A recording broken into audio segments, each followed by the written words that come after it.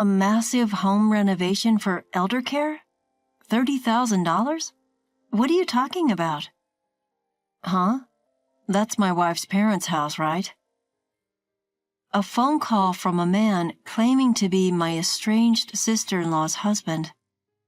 Considering how the conversation isn't making any sense, it seems like my sister-in-law is up to something. My name is Martha, a 56-year-old stay-at-home wife. I have a son and a daughter, both of whom are adults and have moved out of the house. Now I live with my husband and in-laws, just the four of us. My relationship with my in-laws is good, which I appreciate because I lost my own parents early in life. My husband and I have been enjoying our lives after being freed from child-rearing responsibilities. When we got married, it was understood that we would eventually live with my husband's parents, but my mother-in-law, who had suffered in her relationship with her own mother-in-law, had our house rebuilt into a two-family home for our sake.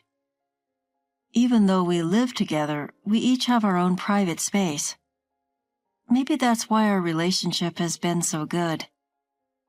During the day, my husband is still working, so I often spend time with my in-laws. That day, as my father-in-law was busy with farm work, I was preparing lunch in the kitchen, planning for us to eat together outside. Then a call came from one of my father-in-law's farming friends, telling us that he had fallen and broken a bone. He had already been taken to the family doctor in a pickup truck. My mother-in-law and I left the food and rushed to the hospital. When we arrived, emergency surgery was underway. My father-in-law seemed healthy, but he was in his 80s and recovering from a fracture would be tough. We were told to be prepared for the worst, like needing a wheelchair. That's what they were talking about. As long as he's alive, that's enough. I will be his legs. We waited anxiously for the surgery to end with prayers in our hearts. By the time my husband finished work and arrived, the surgery was over, and the three of us were relieved to see my father-in-law sleeping in his hospital room without any serious complications. We decided to support my father-in-law together from now on, but our prayers were in vain, and my father-in-law passed away suddenly 1 month later. His age had weakened his physical strength and immunity, and he had contracted an infection after the surgery. Many of his friends, relatives, and acquaintances were also elderly, so informing them about the wake and the funeral would only be upsetting to them. The three of us discussed it and decided on a family funeral. However, even a family funeral didn't resolve all the issues. What about my sister-in-law? I asked. My mother-in-law and husband both made visibly unapproving faces, probably recalling my sister-in-law's marriage turmoil. My in-laws had strongly opposed her marriage. My husband wasn't as opposed as them, but he couldn't purely be happy about it either. As a result, their relationship became strained and distant. Still, she was their biological daughter. Wouldn't it be okay for her to be present at the final farewell? They agreed that if we could get in touch with her, it would be fine. But we couldn't reach her at the contact information we had, and the funeral proceeded without her. It's just how things are with her. It's fate. Don't worry about it, Martha. On our way back from the crematorium to the house with my father-in-law's ashes, my mother-in-law gently patted my shoulder and reassured me. My father-in-law's sudden passing took us all by surprise.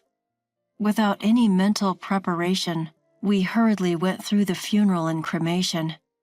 We clasped our hands over my father-in-law's ashes, lit incense, and spent the following days in a state of listlessness. It's more bearable when my husband is around. We can talk to each other. But when my husband goes to work, I can't stand being alone in the quiet room. So I head to my mother-in-law's room. I know she is feeling even more pain and sadness than I am. After all, she suddenly lost the husband she had been with for so many years. Even if it is just a facade, I try to be cheerful around her. However, my mother-in-law was much more accepting of reality than I thought. I was planning to stay like this until the 49th day, but... Yes, we can sort through his belongings later. But you know, I'm already over 80. You look so young for your 80, mother-in-law. Not having been sick often, she would say that the only time she was hospitalized was for childbirth. In other words, she was directly telling us that she's healthy enough for us not to worry about her. You're so kind, Martha. But while I can still move around, I'd like to sort through my things, including his. I understand the feeling of not wanting someone else to go through the important memories, like my father-in-law's belongings. Understood. Just let me know if you need any help. With that, she immediately asked me to help her take down items that were too high for her to reach. As we pulled out old photos of my father-in-law, my mother-in-law happily reminisced about their younger days, sharing stories about their travels and adventures. I listened intently, nodding along, when the phone rang. My mother-in-law doesn't have a smartphone, so the landline is her main means of communication. I wonder who that is. There were only a handful of people who would call, and they were all close friends who knew our situation. I thought they would avoid calling if they knew, but it might be an emergency. I'll answer it. It was better for me to move rather than make my mother-in-law, who had been talking about how sitting and standing were becoming difficult, get up. I quickly picked up the receiver near the entrance, and a man's voice I didn't recognize greeted me. He introduced himself as my sister-in-law's husband, speaking very politely. However, I had never met him before. I didn't know if he really was who he claimed to be. As I listened, wondering if this was some new scam targeting elderly people, he said, "I want to talk to you about the home renovation for caregiving. My father-in-law had already passed away. Why bring up caregiving renovations now? Did he mistake my mother-in-law? No, she wasn't in need of that level of care. Excuse me, but are you sure you have the right house? This is my wife's family home, right?" The man claiming to be my sister-in-law's husband mentioned her maiden name. Indeed, the maiden name matched my husband's family, and there was no mistake that this was their home. Moreover, the name matched my sister-in-law's. It is true that the woman you mention is my husband's sister. Thank goodness. Thank you for believing me. With all the trouble our marriage has caused, I was worried I had made a bad impression again. I don't know the reason why my in-laws so strongly opposed my sister-in-law's marriage. However, I don't get a bad impression from this man at all. On the contrary, he seems very humble and sincere. According to my brother-in-law, he heard that the cost of caregiving renovation would be around $30,000. He wants to do his best to make up for the inconvenience he has caused. He fully intends to pay the $30,000 and is preparing it. However, he just can't get the money ready by the deadline. His call was to ask if we could possibly wait and extend the payment deadline. It's awkward to let him explain everything before saying this, but since he spoke with such passion, I failed to convey the truth. Thank you for your politeness. So, about the extension. Please, wait a moment. When did you hear about the caregiving renovation? My father-in-law was very healthy and was working in agriculture until recently. So the need for caregiving, it didn't exist at all. It didn't? Wait, past tense? Yes, my father-in-law passed away. We just finished his funeral and cremation the other day. I see. Well... I could picture him panicking on the other end of the phone. He must be confused by the difference between what his wife told him and the truth I just shared. It just didn't make sense to him. He slowly told me that he had caused a lot of trouble for my in-laws when they got married. He had heard from his wife that her father needed care and he intended to provide financial assistance as an apology for the trouble he had caused. He told me all this. Feeling that he was being honest, I asked him how the story of my father-in-law needing care came up. It had come up a few years ago. At first, he seemed to be sending a fixed amount every month as a contribution to caregiving expenses. However, it was clear neither my father-in-law nor mother-in-law had heard of such a thing. If they had known, my mother-in-law would have invited him to the funeral. He said, her mother was grateful and that it helped, so I thought I was slowly being forgiven. If you were being forgiven, wouldn't she talk to you? That's true. Moreover, the amount of money sent each year seemed to be increasing. He had been sending more money every month, assuming we had asked for additional support, something we had no recollection of. So none of that money has reached you. When I agreed, I could picture him getting extremely upset. It was hard for me to convey the information as well. As I was listening, I thought that maybe my sister-in-law, I couldn't quite say you're being scammed, but he said, you don't have to be considerate. I'm being scammed, aren't I? I couldn't say yes or no, so I remained silent. He probably took my silence as affirmation. He asked what he should do, assuming he was being scammed. Although it wasn't my place to answer that question, I just couldn't leave my sister-in-law, my husband's sister, alone, even though we were estranged. I told him we would discuss the matter and contact him later, and that was it for today. When I returned to my mother-in-law, she said, "That was a long call. Was it a pushy salesperson? You should just hang up on those."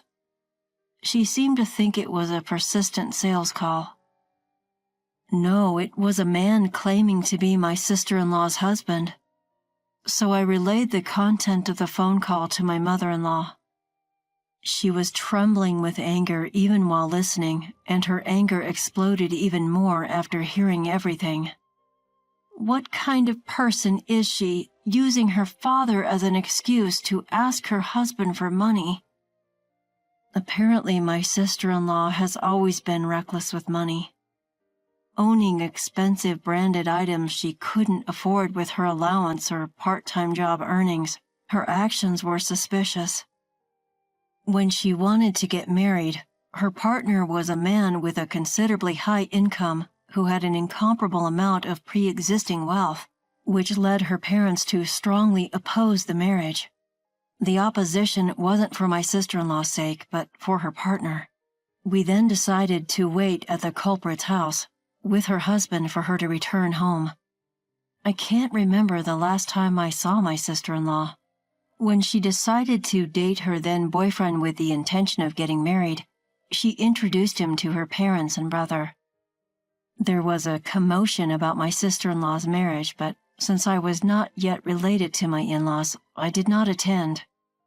So this would be my first time meeting my sister-in-law's husband. As I had perceived over the phone, he seemed to be a sincere person with a pleasant demeanor.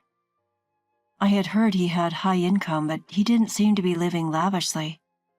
He seemed to be trying to live a modest life, but if one of the reasons for this was my sister-in-law's lies, it must be a complicated set of emotions. Reuniting with my sister-in-law after several decades, my sister-in-law, who would never have expected her mother to be there at her home, was so surprised that her eyes widened as she stood frozen. The impression of my sister-in-law that I remember was one of someone who liked flashy things, but the sister-in-law in front of me was flashy to the point of being gaudy and lacking any sense of style, which was painful to watch. The three of us had agreed beforehand that we would go along with my sister-in-law's story at first. We decided not to touch upon the fact that she was lying. "It's been a while. I'm glad to see you're doing well." When my sister-in-law was suddenly spoken to with kind words, she stammered while responding to her mother. She probably thought her lies had been exposed and she was going to be yelled at, but she seemed confused by the unexpected kindness. "I wanted to see your face after all this time. Have you been doing well?" We didn't tell her the truth about her father's passing and maintained the pretense that he was still alive. I also apologized for not having been in touch and gave a suitable greeting. My sister-in-law said humbly that she was glad her mother seemed well and that she had been worried about her. However, she did not mention her father. It would be terrible if the conversation turned to her father and the topic of caregiving expenses slipped out of my husband's mouth. It seemed that my husband and she had met beforehand, but apparently her lies had not been exposed. She probably thought she could get away with it and not get caught. "Your mom is happy. It seems that you two are getting along well as a couple." My mother-in-law said she was happy to have a good daughter and hoped that my sister-in-law would have a change of heart and start repaying her husband little by little. The plan was to shower her with praise in the hope of changing her ways. Somehow, my sister-in-law got carried away and told my mother-in-law that she would support her if she ever needed caregiving, and even went so far as to say not to worry about money. It's amazing she could say such things in front of her husband who had been supporting her out of good intentions. I felt so sorry for her husband listening to all this. We conveyed our gratitude and left that day. From her behavior, it seemed likely that my sister-in-law had been using the money she asked for herself. Not knowing what she'd spent the sudden large sum of $30,000 on, we decided to have a private investigator look into her finances. The monthly caregiving funds of several $1,000s were indeed being used for her own benefit. However, it turned out that she was also heavily involved with a favorite host at a club, supporting him in various ways to make him number one. She'd been spending lavishly, buying expensive bottles and racking up debt she couldn't pay off each month. The host was being strictly pursued for the unpaid bills, which amounted to $30,000. Upon learning this, my sister-in-law's husband was furious and decided he couldn't overlook it any longer. He arranged everything while she was on a trip with her favorite host. Unaware of all this, my sister-in-law returned home after a few days to find her house completely empty, with not a single piece of furniture or personal item left behind. Panicking, she tried to contact her husband but couldn't get through, so she called me. At first, she was hysterical, but when I asked her, "How was your trip with your favorite host?" she immediately quieted down. She couldn't ask how I knew about it, since that would be admitting to her actions. Now it was my turn to reveal everything without giving her any room for rebuttal. "I can't believe you thought you weren't caught and took advantage of the situation. You betrayed your mother, your husband, and I don't think anyone will want to help you anymore." I also told her that the father-in-law she used as an excuse had passed away. It was not her fault for not knowing he had died, but using her father's care as a reason to ask for money was wrong. I informed her that her ex-husband knew the truth as well, and realizing she had been abandoned, she let out a scream like a madwoman over the phone. Her ex-husband didn't want to speak to her, and not wanting to burden my elderly mother-in-law any further, I offered to be the go-between with my sister-in-law. She continued to make a fuss over the phone. In a way, she was a pitiable person, not even knowing her father had passed away and using him as an excuse. She might regret it, but it's too late now. I conveyed one last message to her. "Your ex-husband said he's going to demand full payment for the money you gave to the host. You'll have to figure out how to pay off the $30,000 debt yourself." Later, she received paperwork from a lawyer. She asked to talk to her husband, but he never agreed. He was furious and couldn't stand the thought of his ex-wife even for the sake of legal procedures. Without any compromise, my sister-in-law was forced to live a frugal life while working. Of course, she couldn't afford to splurge at the host club anymore, and her favorite host stopped paying attention to her, leaving her with nothing but the huge debt she had accumulated. Occasionally, intimidating debt collectors would come by. Being naturally timid, my sister-in-law lived in constant fear of the lawyer's notices and the debt collector's visits. As for the three of us, we returned to our normal lives. It still took some time to sort through my father-in-law's belongings, but we decided to live on, including his share, as a family. Lately, my mother-in-law has started showing signs of decline, and I have a feeling the day she'll need caregiving might be close. Since we couldn't do anything for my father-in-law, my husband and I agreed to do our best for my mother-in-law.